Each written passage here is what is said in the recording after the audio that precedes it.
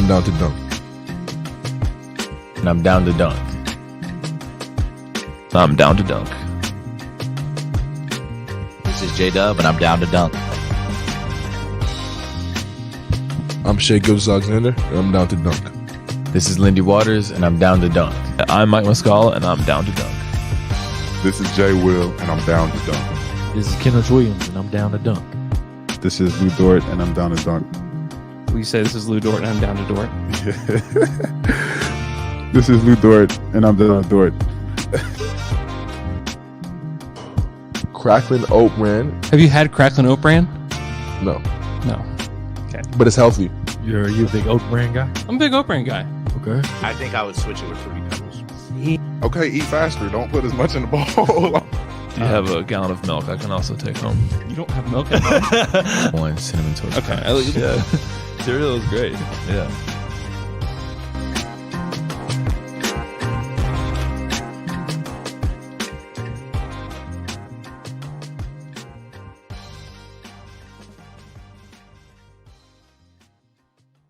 Welcome to Down to Dunk. I'm your host, Andrew Schlecht. We're part of the Athletic Podcast Network. With me, as always, on Wednesdays, my good friend Alex Speers. Alex, what's up? What's up, Andrew? Streaming live from a bedroom in Oklahoma City with plates on the wall, as you can see. Those are some nice looking plates. You got plates Pretty on your cool. wall at home, too? No, it actually scares me if I was sleeping and one of these plates fell off. That would be a terrible, rude awakening. You could get badly hurt You could by a plate. by a plate shard. Yeah, that would not be good. Something that was good was the Thunder last night, just stomping the San Antonio Spurs 130 to 114. They took it to him, Al. They did without Coach Pop. You know, we do have to mention that he was ejected. Did you were there, right? Yeah, I was Did you there. happen to hear what he said? He yelled at the official, "Kiss my A." Really? But that got him both texts, or he followed it up. He said it again. He said it once and then like kind of kept walking toward her. Yeah. And then she was just like, "You're out. Like, get out of here." Wow. There had to have been. I don't know this to be true. I need to talk to somebody that like covers the Spurs or something. But it felt like she was ready to get him out of there. Yeah. Because like there must be like some kind of like recent history or something between the two of them, because it's pretty aggressive to yell that at the beginning of the second quarter. Yeah, it's pretty early in the game. That's why I was so confused watching it back. In the middle of like the end of December, like it's December 27th. Like, this is a very meaningless game. Like Thunder Spurs. And it's not like nothing had happened up to that point, whereas like the teams were like, fighting with each other. Or, like, Oh, pushing. no. There's really no drama. No. It was way too aggressive on Pop's part and probably way too aggressive on her part as well, which made me like think there had to have been something else to this. You know what I mean? Yeah, like there has to be something before this that I don't know about, because like both of their reactions were just super aggressive, just like right away. Like, I don't know why he would yell at her. Kiss my A. Like, what? That was weird. But luckily they have Brett Brown on the bench, who is very familiar with coaching terrible teams. Mm-hmm. So it probably felt right at home for him. He was yelling, clapping. I mean, he's clapping. Was he? Yelling. Oh, yeah. He's up clapping, yelling, "Come on, boys." He slapped Devin Vassell in the butt as he was running up the court after he hit a turnaround jumper. Oh, nice. He was in it for the boys last night. Well, I mentioned that nothing really that exciting happened at the beginning of the game. Well, something did, and it was Poku getting injured. It's not really exciting, but it was a big event. And we maybe still Pop don't just wanted to go check on Poku. You what? I said maybe Pop just wanted to go check on Poku. Just needed to get tossed so he could just see if he was okay. It was a weird injury. I guess I would say it was a weird reaction, because if he hadn't grabbed his knee, you would have watched that replay and say, "Oh, he just twisted his ankle. No big deal." Yeah, that's what it looked like on the replay. And I asked, so I couldn't see it from where I was. Yeah. But there's one of the Spurs broadcast people was sitting just a couple seats down and has a monitor Oh, in front of okay. him. He's watching it, and so I asked him, I was like, "What did you see?" He said, "It looks like he just twisted his ankle really bad." It's like, "Oh, okay." Yeah, and like I don't know. We've seen a lot of ACL injuries at this point. That did Yeah. not. It wasn't an immediate obvious ACL injury in the way that like I think about like Jason White back in the day or Jamal Murray recently, where you can see it on the replay. You can say, "Ooh, something looks off with what the knee just did." Yeah. I looked at it again too. I did not see knee injury. But clearly However, he felt pain there because that's where he yeah, immediately grabbed, and he looked to be in a lot of pain. he's in a lot of pain. This is not so the Thunder are calling it a left leg injury. Yeah. I don't think it's just like a bum ankle.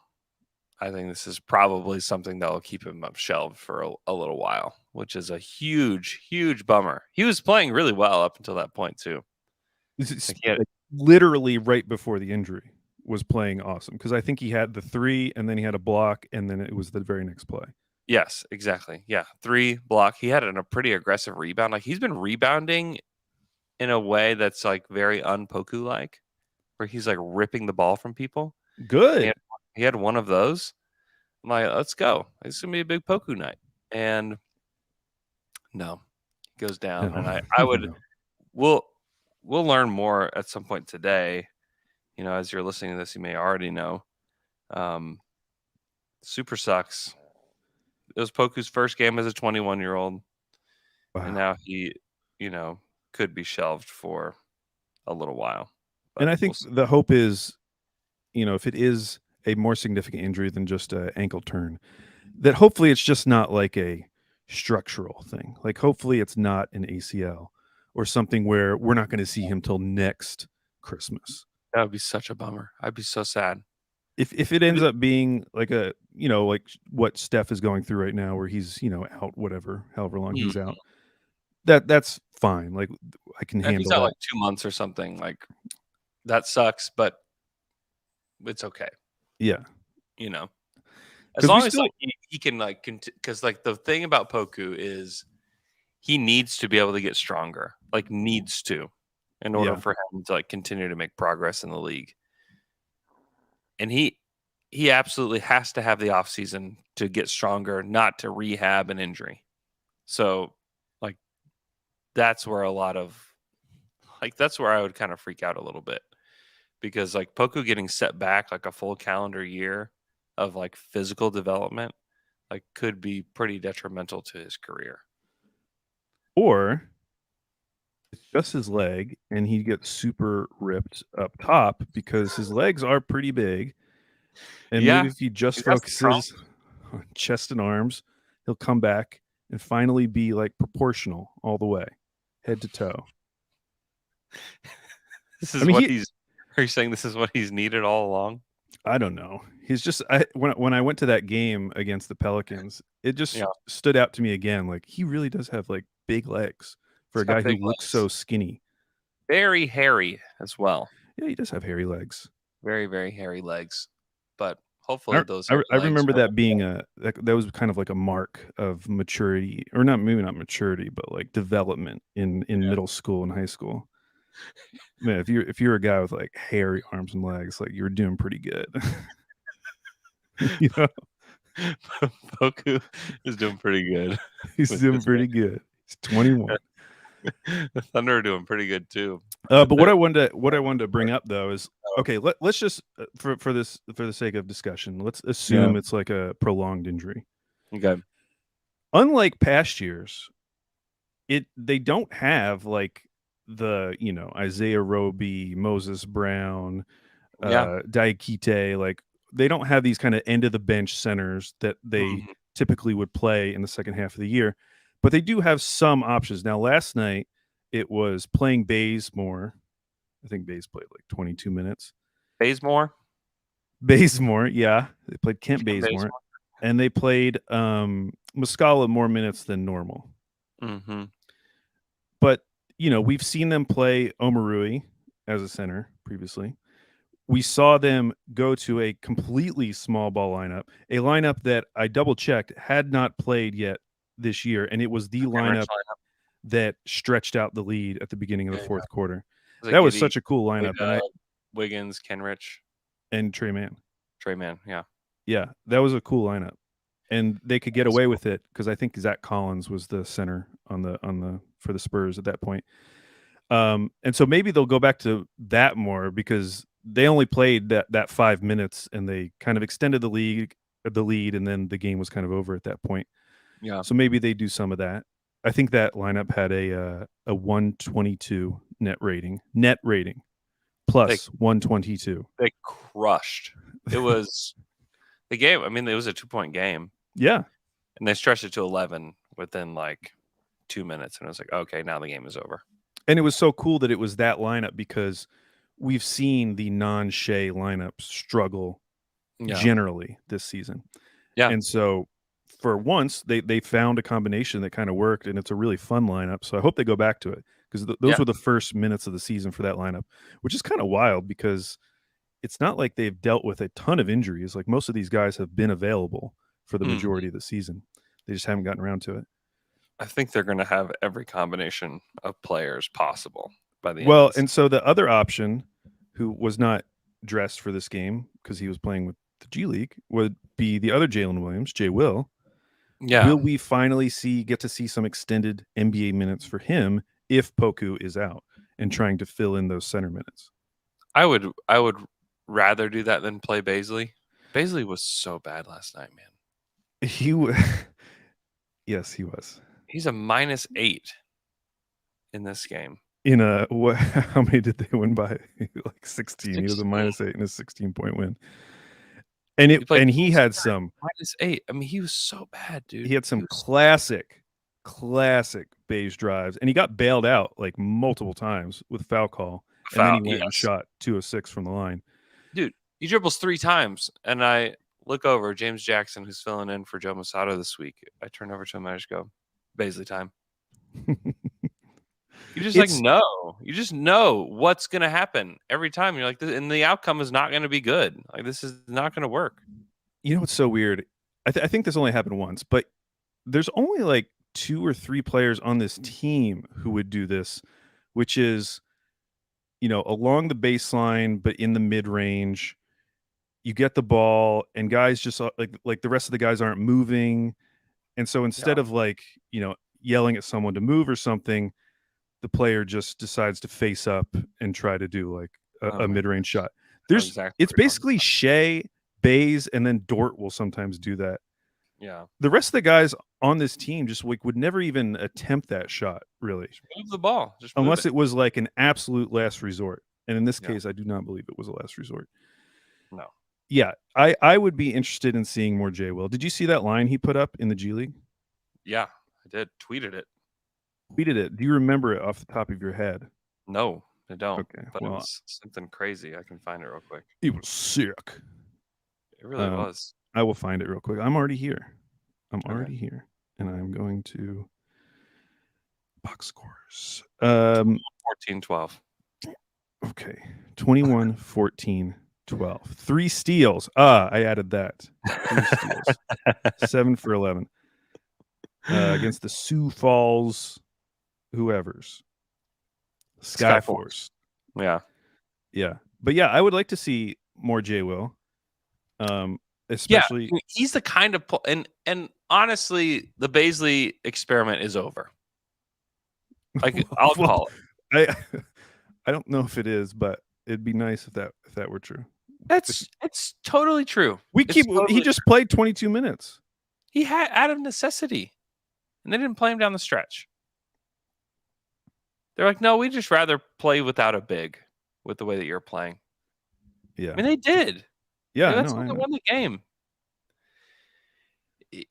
I would much rather see J. Will out there, even like a struggling J. Will out there, like trying to figure it out, than play Darius anymore.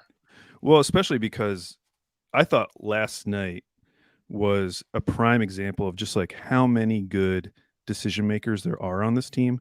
There Yeah. were so many cuts last night and Yeah. so much interior passing.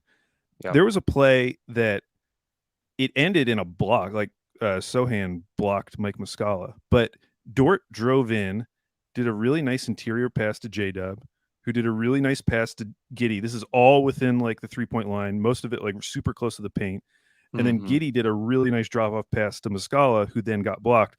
But like all of this is happening with like all of these guards and wings in the paint.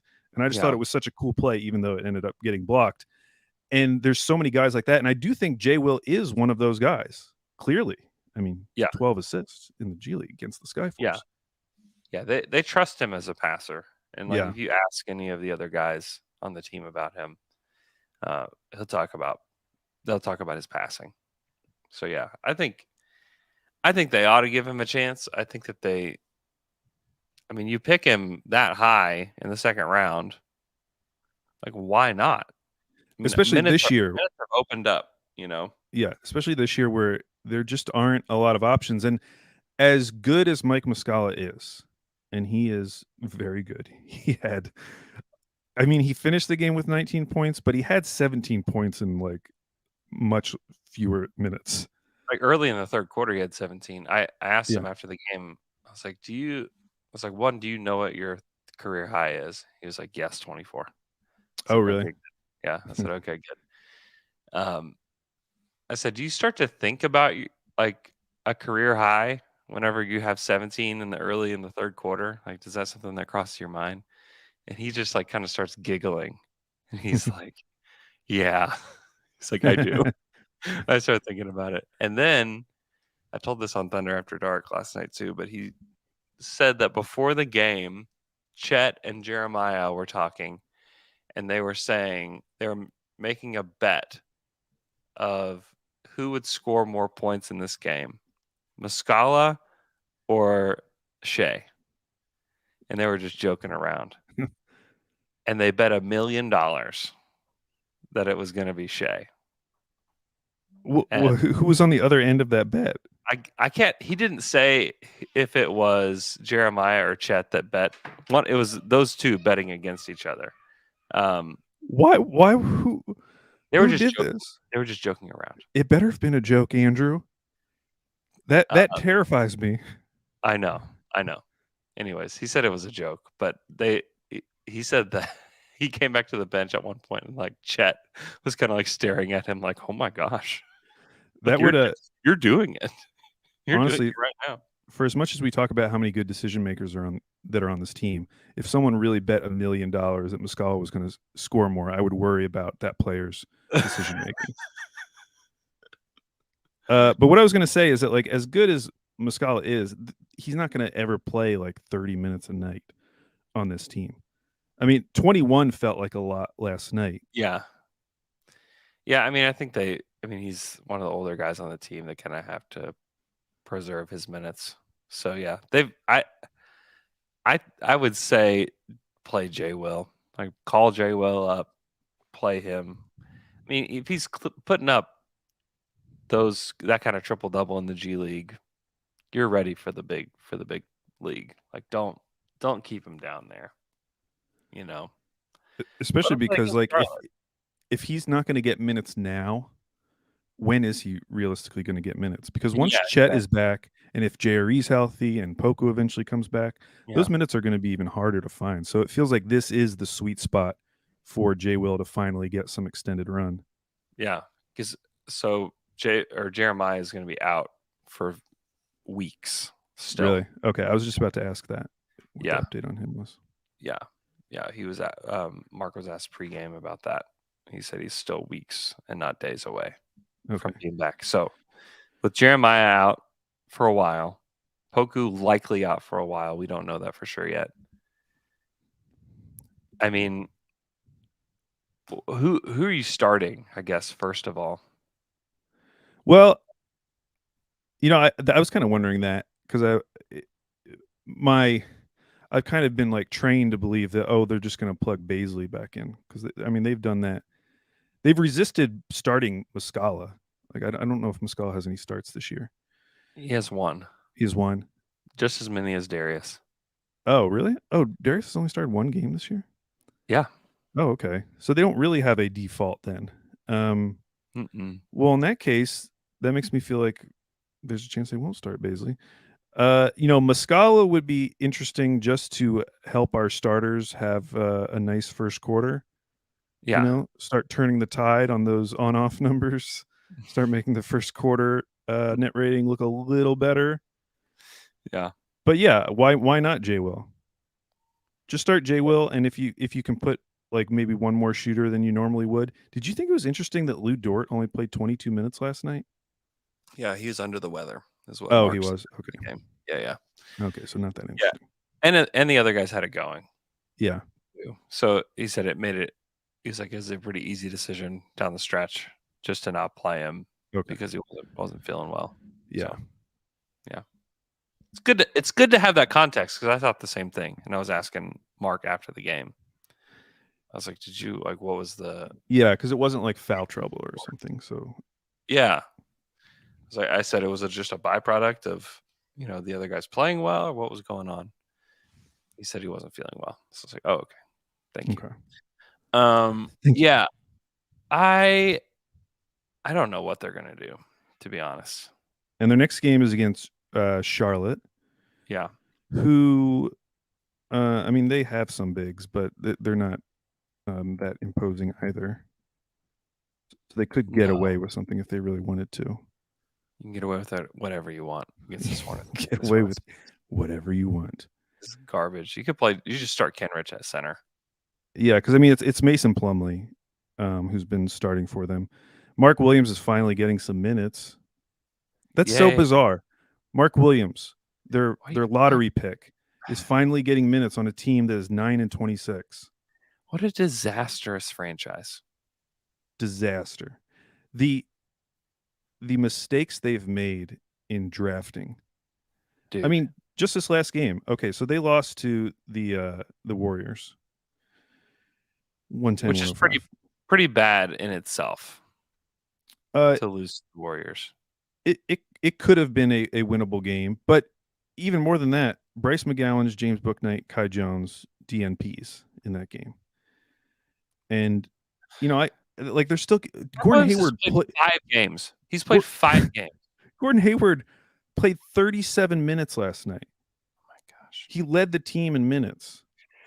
What's the point? What are they doing? What are they doing? This is a complete disaster. They're gonna run him into the ground. He played 35 minutes in the last game. What are they doing? Anyways, we play them next, and I don't necessarily think how the Thunder start that game will be indicative of what they do the rest of the season, because they can really do whatever they want against the Hornets. Yeah. Theo Maledon revenge game. Oh my gosh, I didn't think about that. Now there's a random guy on their team who's getting minutes every single game. Yeah, good for him. He plays over James Bouknight. He plays over James Bouknight. That's a wild thought to think back about how James Bouknight was getting talked about, because of that was the only rumor available at the time about the Thunder. So it got repeated ad nauseum and made it feel like, oh, this isn't just a single rumor. This everybody knows the Thunder taking James Bouknight. If I were to tell you that there was a scenario where Theo Maledon was only 3 years later is playing over James Bouknight. Oh my God! If you could have predicted that right before the draft, right before the draft, you'd be like, "Oh, Theo must be really good." Is probably what we'd think. Oh yeah, I guess that is a glass half full way of looking at that. Because I mean, but the thought on both most thoughts on guys pre-draft are pretty positive, especially a guy that's going to go in the top 10. Yeah, James yeah. Like you think oh, okay, well maybe he is he played for Tony Parker. Maybe he's just Tony Parker, in the league now. He's starting for the Thunder. Hey, he is playing for Tony Parker's Hornets. True. So he is in that lineage now. True. I hope they let him start. I hope they give him the start against his former team. Over Scary Terry. Let's go Theo versus Shai, the final showdown. The final showdown. Rozier, who had like shot so well from three for so many years, he's bottomed out this year. He's only like 31% from three this year. They need to just disassemble that entire franchise and just they need to sell the players to different. They just need to get these players to different teams and just get rid of that team. Well, something we haven't talked about yet is the sale of the Suns, which the Suns went for $4 billion. I think that was like 2 weeks ago. Isn't that crazy? It is crazy for a couple reasons. One, because 2 months ago, Forbes did their annual franchise valuations, and they had the Suns at like 2.7. Yeah. And they had the Thunder at that time at 1.8. So it's reasonable to think like, oh, well, if the Thunder wanted to sell right now, I bet they'd get close to $3 billion based on what just happened with the Suns. I don't know if that would actually happen, but yeah, the valuations are going so crazy right now. And so you're starting to hear like, okay, well, if you can get that much, we're probably going to see some other sales. Like if you're not going to cash out now, if you're someone who's not like super committed to this and you are just in it for the money, like this is the best time to cash out. And you wonder if the Hornets could potentially be one of those teams, because MJ got that team super cheap. And if he could sell it for like $2.5 billion, which seems like a reasonable number now, how could you not consider it? And that's what it feels like they need. Like they need a complete overhaul of their franchise, like from the top down. Yeah, he bought them for $275 million. Dude, what? Yeah, he could like 10 times his money. Yeah, what a deal! He should do it, because it's not like his legacy is growing by being an owner of the Charlotte Hornets. No, he's destroyed that franchise. Yeah, destroyed them, because you know that he's like got his hand in like every single like draft choice and stuff like that. So it's such a disaster. The coaching choices, the draft choices. Well, even thinking back to last year's draft, they went into that draft with 2 picks. Yeah, they went in with it was pick 15 and pick 13, and all they come away with is Mark Williams, who they're just now starting to play. Imagine if they'd come away with that draft with like Jalen Duren and AJ Griffin, which they easily could have done. They could have just taken those guys if they had wanted to. Or like Jalen Duren and Tari Eason. Like there were so many options of decent players in that range, dude. And they could now be building a young core. And instead they took a center that they don't even want to play over Mason Plumlee. Yeah, why wouldn't you take Jalen Duren over Mark Williams? Yeah, in retrospect. I mean, I know there were people who were very high on Mark Williams, and that was like a debate at the time. But when you look at how young Charlotte is now, and especially like what Jalen Duren is good at, it seems like that would be a really good fit with LaMelo. Yeah, and maybe they wouldn't play him either, though. Like, who knows? They probably wouldn't. Like maybe Mark Williams, if he were on Detroit, would look great. You know, like, maybe, although they're a mess too. One other team I want to talk about as a mess. They're so far away. They're far away. Nick Crane tweeted out after the game last night that SGA has the same number of blocks, total blocks, as Rudy Gobert this season, which is both a amazing stat for Shai and kind of indicative of how much better he's become as a defensive player. I mean, blocks are just one defensive stat, but like, it is same as Jared Allen as well. Same as Jared Allen. Wow. Yeah. But it's also like, oh my gosh, what is going on with Rudy Gobert? And John Krasinski actually just wrote an article about like, where have you gone, Rudy Gobert? Yeah. Because he got outplayed by a second string center on the Heat. I forget the guy's name. Orlando. Yeah, Orlando. Yeah. Dude, that team. So if you're somebody that wants the Thunder to make the play-in, you're glad to see the things that are going on in Minnesota. Yeah, that's what I was going to say. So they're the team right above the Thunder right now in the 11th spot. and they've They're lost. actually flip flopped with Golden State now.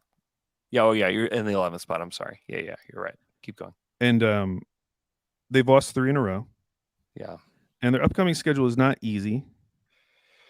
And yeah, I just wonder when that's going to happen because I think currently in the standings, the Thunder are only a game back. yeah. What do you do? Yeah, they're 1 game back. They Nuts. could easily pass them, and they do. The Thunder do have. They have Charlotte, but then they have Sixers. They have a really weird schedule. So it's Sixers, then Celtics on Tuesday, and then they have a back-to-back in Orlando on the road after playing the Celtics at home. And that feels like a schedule loss because it's like a 2.5-hour flight Yeah, from OKC to Orlando, and they have to play Orlando that night. Like that's a tough ask.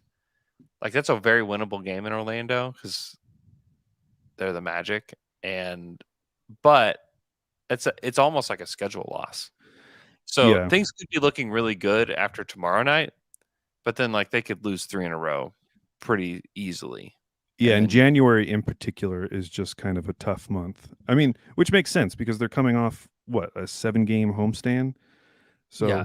it makes sense that the schedule is eventually going to get tough. And on the one hand, it feels like you can look at any team now and be like, "Oh, that's going to be a tough game." Yeah. Like even at the beginning of February where they play Houston, like a home and away back to back. Like I don't know what to think about those games anymore. But the rest of the games in January are tough. Like January, if they made it through January and they were still if they moved up, let's say, over the Wolves to the 11th spot, that'd be super impressive. And I feel like we keep having this conversation about this team. Like we keep waiting for the stretch that lets us know one way or the other what this team is going to be. They're still riding the fence. I thought by now we'd kind of know, but they're still kind of riding the fence of like we could go one way or the other. Yeah, I'm starting to just think it's never going to happen. Like this is just what the season's going to be. Yeah, this is about who they are. Unless they pull like a lever at some point. The kind of nice thing is that yes, there is some distance between like the really bad teams. Like Detroit's down at 8 wins. How does Dwayne Casey still have a job in the NBA? He needs to get let go. They gave up a 14-point lead at the end of a game. And like what's the point? What are they doing? I don't know. Man. 8 and 28. Charlotte is at 9 wins. Houston's at 10 wins. Beyond that, and I got to give San Antonio a little credit. Like for as bad as they looked a month ago, they look like a normal bad team now. They were looking like a historically bad team. They were doing so many weird things with their lineups early on. Like Vassell was coming off the bench for them. It's like what are we doing here? Yeah. You know. And now like their rotations make sense now. Yeah, and they're still getting blown out. Like when they lose by more than 10 points. But they're starting to pepper in at least a couple wins. Yeah, the Thunder are just clearly a better team than them. And which they should be. They're further along in their rebuild. You know, they've had 2 drafts where the Spurs have not had their first draft yet. But this is kind of wild. So in the 3 seasons before this, plus this season, their records are only 5 games apart. Yeah. Which is pretty wild. And like the Thunder have made the playoffs more recently than the Spurs too. They have. I will give Spurs credit for this though. Like they actually have some players on their team that once they get a good pick this year, if they could, even if it's not Wemby, even if it's not Scoot, if they could add like a really like blue chip prospect, this young core will look a lot better than a comparable core. Like let's just say they got Scoot. Yeah. Scoot plus the current Spurs core is going to look way better than whatever Charlotte has going into next year. 100%. Yeah, they need a lead guy. Yeah. Because they've got wings. They've done a really good job picking in that kind of purgatory range.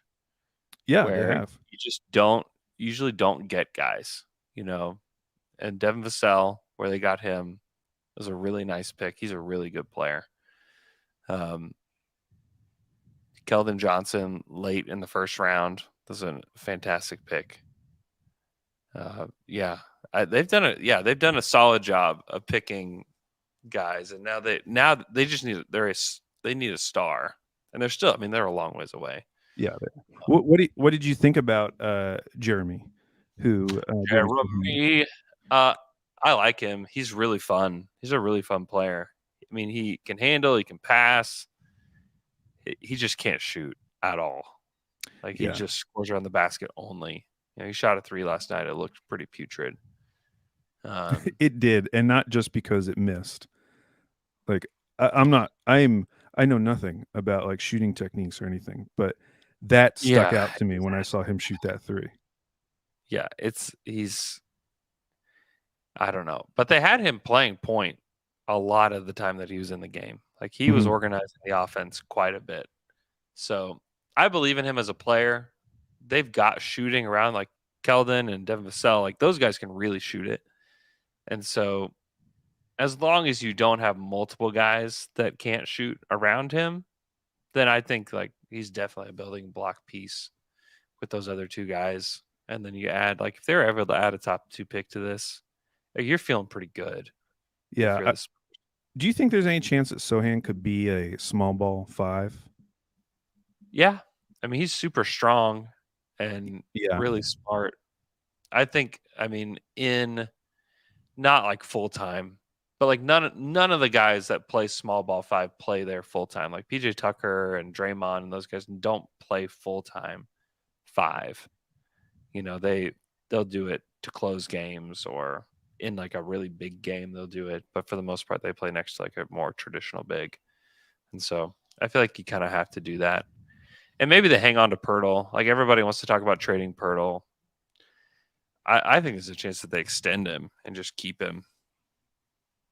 So, unless they get Wembanyama, then like maybe you want to let him go. But if they get Scoot Henderson, if you're San Antonio and you don't like being this bad, you just keep Pirtle and play those guys. I don't love the fit with Sohan offensively, but defensively, like those guys, they had a stretch there where they blocked. I don't know, it was like 3 or 4 blocks in a row. Yeah, where like they kept driving. It's like, well, man, like they just like shut down the paint, and so you could see the fit there. You just need Sohan to shoot it at some point, but he's like really far away from being able to make an impact there. We a few guys we should also mention. Trey Mann back had a great game. Had a great game, and he had a fun game against New Orleans too. I mean, that final floater against New Orleans, if that had gone, I mean, what a storybook ending that would have been. It's been a crazy story. It's also crazy that he had the ball at the end of the game. Yes, and have you been noticing they've been giving him the technical free throws? They are doing whatever they can to pump him up. Yeah, and it seems to be working. Like he had that step back last night on Roby where it was like, okay, there he is. Dude, I thought his step back on Zach Collins earlier in the game was really nice too. Yeah. I mean, I know these are like big centers, but they tend to like make the step back look prettier because they just can't recover as quickly. Oh, they can't recover at all. Like they can't get to him. Yeah. No, I mean, it's just good to see that because a lot of his stuff lately has just felt like spot ups and drives, and it didn't necessarily feel like Trey. Yeah, like his game last night, you finally got to see it where it was like, oh, okay, there's Trey, and he's another guy who can pass on the team. He had some outstanding passes last night. He did. Yeah, he's somebody. And it's just funny. Like he's just getting to these like pockets of the season, and like people like writing Trey off. It's like just chill out. Trey actually had 3 step backs. He had one on Vassell last night too, where he just is finally looking like himself. He ran the court. That the J-Dub chase down Oh yeah, you posted the picture. By the way, that was an awesome picture by the whoever It's was on the such a cool sideline picture. taking it. It's it's a great picture of J-Dub because like you can see in his eyes that he knows that he's going to get it. And he then was started from way behind too. he was like 5 or 6 feet behind Keldon Johnson, and Yeah. I was like, oh man, he's going for it. I'm watching this is happening like right in front of me, and I'm like, oh, this is like he's really going for it. And then when he gets there, like just a smidge before Keldon Johnson, I was like, holy smokes. Like that was like an incredible play. And then he taps it over to Trey, who ran the court too, and Trey got an easy bucket. But that was easily the hustle play of the year. Like there's not a lot of they hustled a lot last night, but that one just really sticks out as like, okay, that felt like a moment. Yeah. He's got some of that Kenrich in him. He does. Honestly, Kenrich is such a huge part. Like, I think the whole like they're the heart and soul of the team stuff is kind of BS a lot of times. But like, I think like, Kenrich is definitely that guy for this squad. Like, He is for sure. I thought he was really good defensively last night. Kenrich is really awesome, and the fact that he wants to stay. I hope that the Thunder are in a position to make the playoffs in the next 2 seasons. Because you'll be able to then like you get to play like prime Kenrich in the playoffs, and that's where you're like actually going to see his value. Like you can see his value now, but when games like really really matter, like you have to win games, I think people are going to be like, wow, like how did the Thunder have been kind of like keeping this guy, Yeah, hidden from the world. It would not shock me if there's like a playoff game in the next couple of years where Kenrich plays like 30 minutes in a game just because he's so important to what they're doing. Without a doubt. We talk about like all the time, like, oh, I wish that we could have had this guy or that guy, in the Russ KD era, or a guy like this. I think we talk about a lot of these guys probably a little bit too favorably.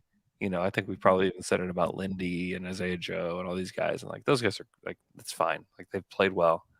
Like Kenrich is legitimately one of the guys where you're like, man, they could have really used a guy like him because he can play like 2 through 5. Yeah. And play anywhere you need him to. And he would have been really good off of Westbrook. Russ would have loved to play with him. Yeah. He's like the exact kind of guy that Russ would have just absolutely loved to play with. Like, it's like Russ loved playing with Andre. And, he's Andre that actually has an offensive game, We briefly mentioned J-Dub, who had another very good, very efficient game. Yeah. Though it is interesting looking at this was tied with the fewest threes they took all season. Yeah. And you didn't really notice it in the game because they were making so many. They shot 54% from 3. Yeah. But it's just wild that there were only 3 guys last night who took more than 2 threes. And it was Dort, Muscala, and Trey Mann. It's cool that they were able to accomplish that. At the same time, I look at this box score and I'm like, we have to find someone who is willing this looks to like take a box score from 2004. Yeah, like a really good shooting game from 2004. Yeah. Like, oh my gosh, they made 13 threes. It's crazy. Yeah. That's the only thing I worry about right now with this team is that it just feels like, and it's not because, last year it was because I thought like, oh my gosh, we have no one who can shoot. Yeah. Now I'm actually feeling a lot more positive that we have some shooters on the team. It's just we're not taking very many of them. Yeah. And I know that J-Dub hasn't shot well this season, but like I still have faith that he's going to become a 3-point shooter. I'm feeling better about Giddey, and I still feel good about Shai, who took 0 threes in that game. 0. Yeah, before the game, Shai is like practicing threes and looking really good doing it. But yeah, Giddey hit that 1 3. It was wide open, just wide open, and he took it really confidently and made it. It's like it looks so much better than it did last year. Yeah, it does. And I thought that was an interesting quote. I don't know if you posted it, but him talking about how it's not just mechanical, it's also shot selection and learning what threes to take and what threes to turn down. Yeah, I asked him that. I just was curious how this 3-ball felt, especially the shot from the corner just stuck out to me in that game. Yeah. Where he jab stepped and took it with somebody in his face. So that was an interesting one. It's a bad shot, but like he must feel pretty good taking it. Yeah. Yeah, I mean it's great. And Chip England is a big part of it. Just it's not only like get your left thumb out of that shot, but it's like also like mentally how do you feel about your shot? And the thing that I really thought was interesting was like he just told them is like you don't have to prove to anybody that you can shoot. Like stop trying to prove to people that you can shoot. Which I think a lot of these guys like feel probably frustrated to hear like, oh, this guy's not a shooter. Or, this guy can't shoot. Yeah. And they're like professional basketball players. That's their job is to put the basketball in a hoop. And there's people out here, idiots like us out here saying that they can't shoot. Like, well, I gotta prove it to people that I can shoot the basketball. And he's like, just get that out of here. Looking at the box score, I wonder how many games, how unique it is for them to have more assists than 3-point attempts. This wasn't one of their like highest. It's got to be an extremely unique stat, like across the league. Yeah. But this wasn't like one of their highest assist games, but I did think it was one of their best passing games that I've seen this season. Yeah. Yeah. Shai was awesome. Giddey was incredible again. Trey, like we mentioned, was really good. Muscala's he's not even like a good passer, but he just like knows how to make the right reads. Yeah. And, I thought he just functioned so well within the offense last night.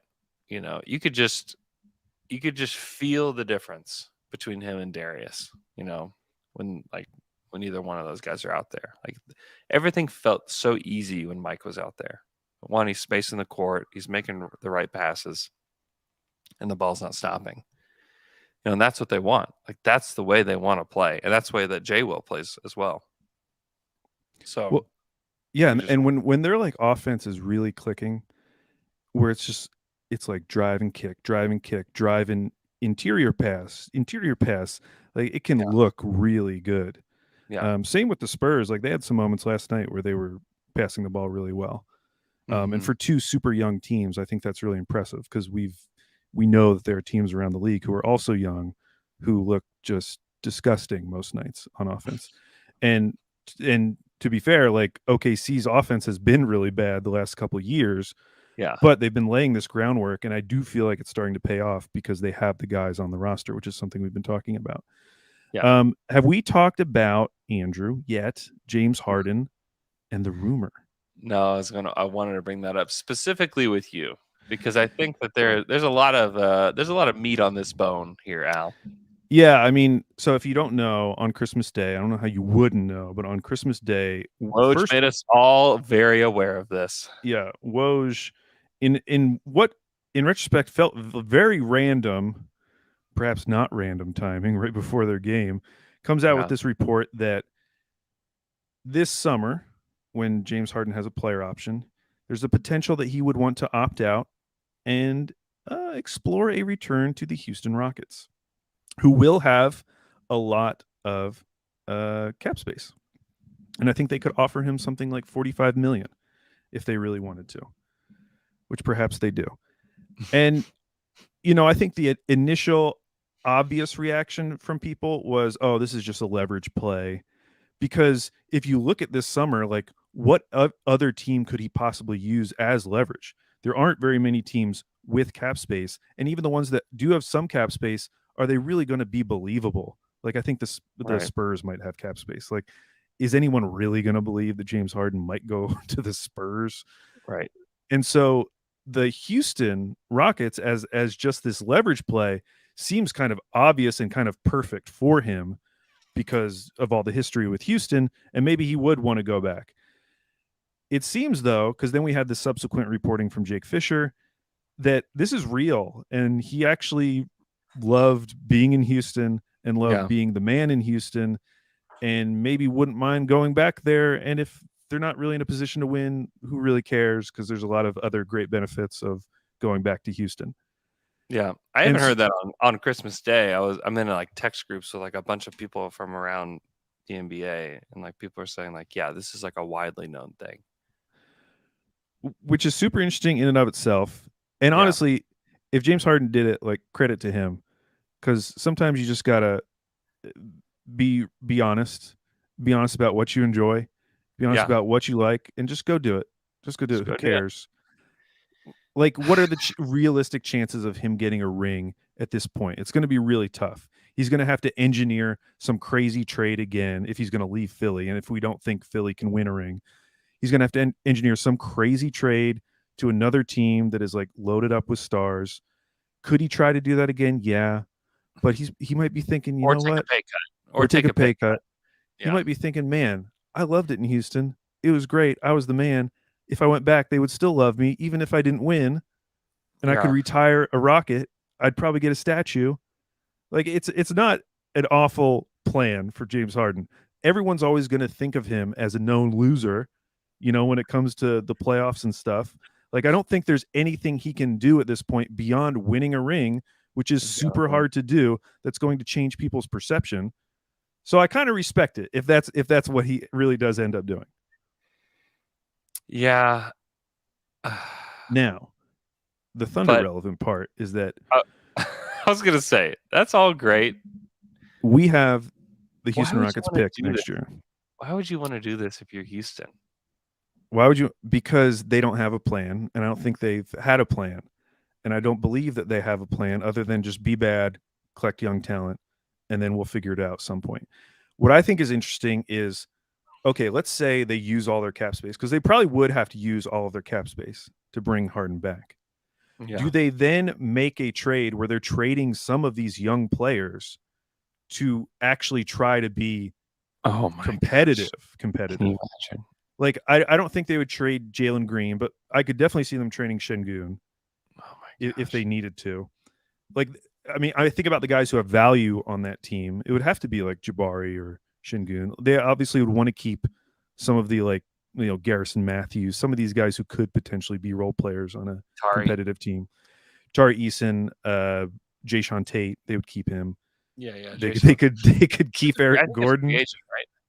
He might be. Yeah. You got to resign him. Going to the tax, Andrew. We're going to the tax now. Oh my gosh, bro. But yeah, I think about that pick, which, like, okay, let's say Harden's not there. I don't know what to think about that pick, because I think they still could be terrible next year. Yeah. Like, regardless of who they get, even if they got Wemby, I wouldn't be instantly convinced that this is like a play-in team. So I would be scared of losing that pick. If Harden goes, I'm much more confident OKC would get the pick. And I kind of feel like it would be in a sweet spot type of range. Could they be good? I don't know if they could be. Could they possibly be a play-in team with Harden there? I don't know if they'd be a play. They could be. I would say they could be, because you think about how bad that team has been offensively, and how everyone who watches them night after night always says they have no idea what they're doing on offense most nights. And it's because they're being run by, you know, KPJ and Jalen Green, who either just aren't, you know, Jalen Green maybe just isn't a primary ball handler yet, and then KPJ just might not be good, even though he does put up a lot of stats. If you put someone like James Harden running the show, all of a sudden Jabari Smith is probably going to look a lot better. Şengün is going to get the ball more. Jalen Green is going to get a bunch of wide open looks. Like, that will be a functional offense. So I definitely think they'd be better. They'd be awful defensively, but they're awful defensively now. So yeah, I could see it though, where OKC could potentially get a pick in that like 10 to 14 range. He turns 34.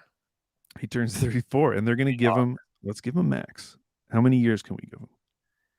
He turns 34 in August, and he's already slowing down. I know he's been better lately. Like, yeah, great. Well, that's the other thing. If they did do it, it also opens the door where they could get off to like a decent start, and then James Harden gets, you know, an old man injury, and the pick starts like fluctuating more in that like 6 to 10 range.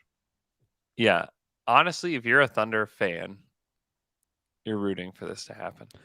I kind of am rooting for it to happen. That's where I ended up at. Because if it doesn't happen, like maybe they use their cap space to bring in, some role players. Like who are they going to get that's going to matter? And I'm just worried that they're still going to be so bad, not just because they're still young, but also because the West is still so good. And I don't see what their clear path is to breaking through to get up to like the 10th spot, let's say. Yeah. It still feels like even if they improved a little bit, they'd be in that like 11 to 13 seed range. Yeah. It's fascinating though. And It is. And if you're, I mean, there's so many angles to this because we haven't even mentioned Daryl Morey. Like if that's how this all ended up, I mean, I think that has to be a massive hit on Morey. Like even if you can justify all the individual moves, if this is how the whole Sixers, not just the Sixers experience, but like leaving Houston for this, trying to recreate it in Philly, and then being spurned by your own guy who then leaves to go back to the place where you made your name. I mean, that's good stuff. It is good stuff. It's a great storyline. And I think it's very possible that it occurs. And then what do you do if you're Philly? Because you still don't have space. You still have Tobias Harris. Although he might be actually, does he still have 2 years left? I think he has 1 year left. Okay, so he would at least be an expiring. But still, they would be in a position where if he really left in free agency, that means they're not getting anything back. And yes, I get that they wouldn't want Ben Simmons, but they also gave up Seth Curry, and they also gave up at least one pick in that deal, the Simmons Harden deal. So they would be asset poor. Like we have at least one of their picks from the Horford deal. Mm-hmm. I don't know what they do. And then you start wondering, oh, does Embiid demand a trade at some point? And then does it all blow up? If that's how all this ended, that would be, I mean, Sixers fans have been put through a lot. Yeah. I think that could be a breaking point for some of them. Yeah, that would definitely be a Rise to Ricky Sanchez must listen. Yes. If that indeed happens. I think it's extremely possible that all of that transpires. Like there are lots of teams in the East that I just like a lot better than Philly, and that I think are better suited to win in the playoffs. Like betting on James Harden to win in the playoffs, not a very safe bet. Someone in the comments also mentioned they'll probably have a new coach at that point, which is true as well. So you add in a coach to that. They should have already had a new coach. They should have already had a new coach. That's probably true as well. The fact that Daryl continues to defend Doc. I was talking about Houston, but yes, Doc as well. Oh, I'm sorry. Yeah, Houston. Yeah, Houston should also already have a new coach. Both are disastrous. And that's where you can tell, like, Mark has done such a good job, and he's very respected around the league. Where, like, yeah, you're a bad team, but you can still have like an identity. Like you can still, make this look functional, which is what Mark has done.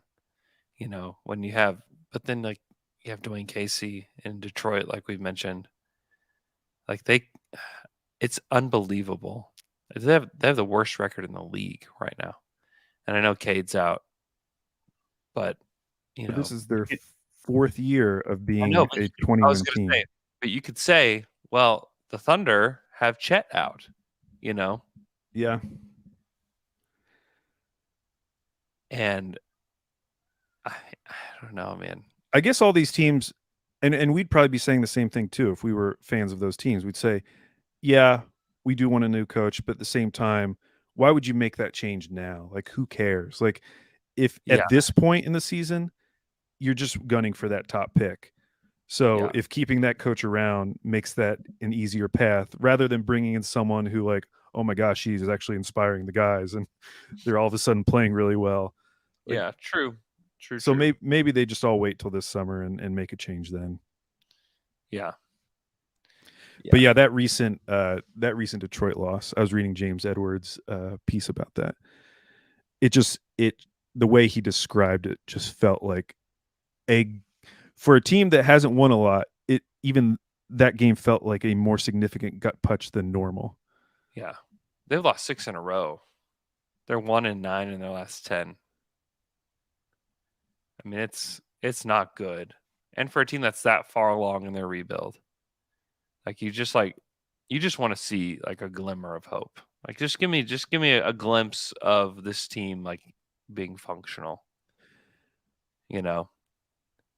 Yeah, And I was about to say they could use a guy like Trey Mann. Like I think about what Trey Mann would be able to do on a team like that, who kind of is needing someone like that. But then I think like they have Jaden Ivey, like that's kind of they have Jaden Ivey, what he was billed as. So yeah, Detroit feels very far away right now.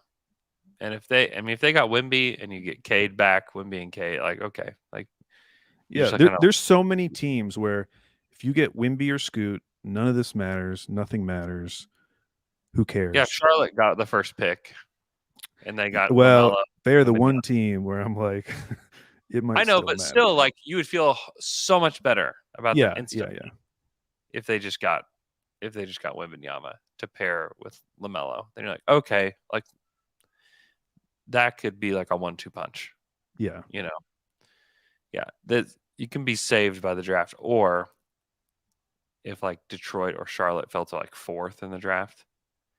And like I really like this draft. I think there's a lot of really good players in this draft. But I think if you're looking for the best player on your team, I don't think it's clear who that would be at 4 in this draft. I'm not sure I don't know who that is. I think it's Wembanyama, Scoot, Amon Thompson. And like you feel good about those 3. And then the rest, it's like, I think there's some really good players. I think Brandon Miller is really good. I think Ken Whitmore has got crazy talent. I think Casey Wallace is like a freaking madman. I think Anthony Black is super fun. But is it like clear that those guys can be the best player on a team? Like, absolutely not. There's going to be one of these guys that pops. Like, I mean, Shai was picked, late in the lottery.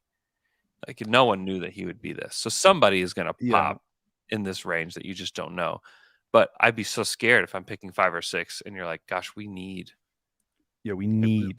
have to hit. Like if you're Detroit, you have to hit on this draft. If you're Charlotte, you have to hit on this draft. And if you don't, like it's scary. Like the Thunder if you're the Thunder, you're feeling really good because you don't feel like you have to hit in order for things to turn around and for things to get better. Like you feel like, oh, kind of what we need to get better is like just to get older. And like if we can continue for sure. talent, like you feel pretty good. And a lot of it depends on Chet too. One of the topics that's been coming up on the Discord as people have been sharing some of like their favorite prospects is just how many big wings there are in this draft, which feels like it's setting up really nicely for the Thunder. Because that would be the one, archetype, especially if it was someone who could play next to Chet. Yeah. That if you could get that guy, and it sounds like there are a couple guys in this draft who might fit that mold and might be in whatever range we're thinking the Thunder might end up in.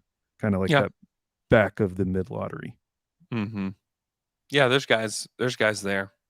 Anthony Black is very, very thundery. Very, very, very thundery. Super young. I think he's one of the younger guys. That's going to go in the lottery. So, yeah, there's definitely some guys. Kim Whitmore, who I need to see a lot more of him to feel good about him. But yeah, Brandon Miller, it's really fun. Yeah, there's some guys. There's definitely some guys in this draft that I think could help like fill roles. Now that you feel pretty confident that Shai's like the guy. I talked to a scout from the Mavs last night who's just like, the reason that I know that Shai is like one of those top tier players is like you cannot mess with his rhythm. Like you can't slow him down, you can't speed him up. He is going to dictate the way he plays. You also can't like upset him. You can't get in his head. He did get super upset with Tony Brothers last night. Really? Yeah. What was he mad about? Tony Brothers called a travel on Shai. So Shai's driving the lane. He gets hacked. And then Shai walks after he gets hacked and throws the ball up and it goes in. But he calls the travel. And Shai, that was the most animated that I've seen Shai all season with regards to a call. And he's very adamant that he's like, I got fouled. Like, he fouled me. Like, he hit me before I walked. Right. He was yelling at Tony Brothers walking up the court. Like, you just don't see that, repeated it 5, 6, 7 times. And then Mark steps up as Tony kind of walks toward the Thunder bench, and he said, he's like, whenever Shai feels like that, he's almost never wrong, It's like, thanks, Dad. He's almost never. Yeah. It was really funny. It was just a funny moment. And I thought Shai was going to get a tech, honestly, because he was not stopping. I was like, okay, this might end up getting Shai teed up here. But I don't know. It was also funny. So the Spurs broadcast,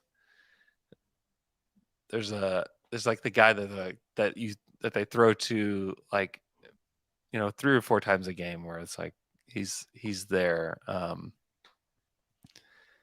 He's just like their third guy in the booth, basically. And so they throw to him, and he's like, hey guys, Shai Gilgeous-Alexander 6 weeks ago said that the officials are humans too, and they make mistakes as well. He's like, well, ever since he made that comment, he has gotten the most foul calls in the NBA.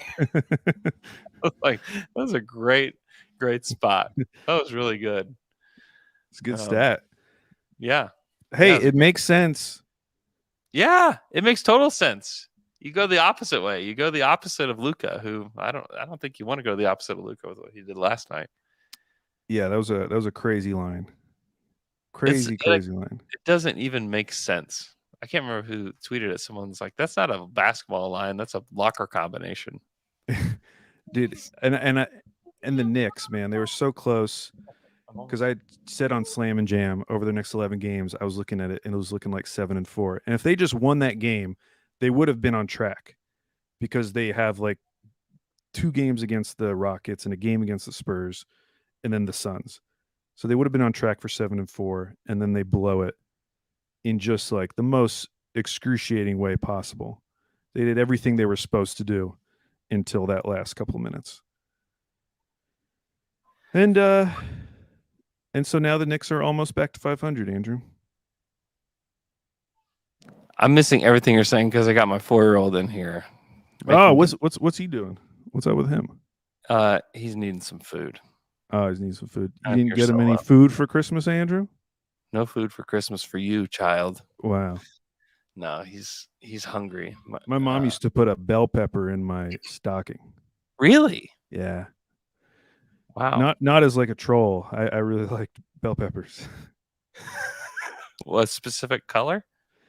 Man, I'll do any of them, but red and orange, kind of go to. Yeah, red and orange are like definitely better than like a green, right? Yeah, but you also have yellow, and then there's these striped ones, striped red and yellow, which I sometimes see at the grocery store. I'm super into like a red or yellow or orange bell pepper as well. Green is just like okay. Sometimes green can taste nasty. Yeah, sometimes they're not good at all. Sometimes they're not good. Yeah, it's like when they throw too many on the pizza, I'm way out on that. Way out on that.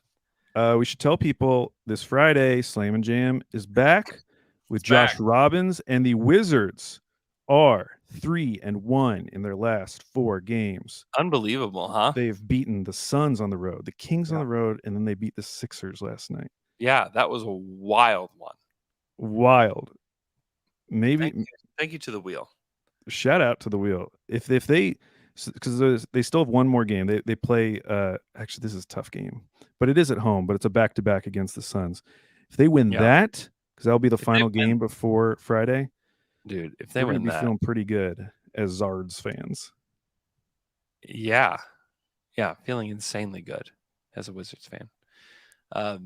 Yeah, that's crazy. Yeah, listen to Slave and Jam. If you don't listen to it, you can find it on the Athletic NBA show. Subscribe to the Athletic NBA show, please. That'd be great. That's like basically like my main project that I'm working on all the time. So please subscribe to that. Hope you guys enjoy the rest of your Wednesday, and we will talk to you guys again on Friday.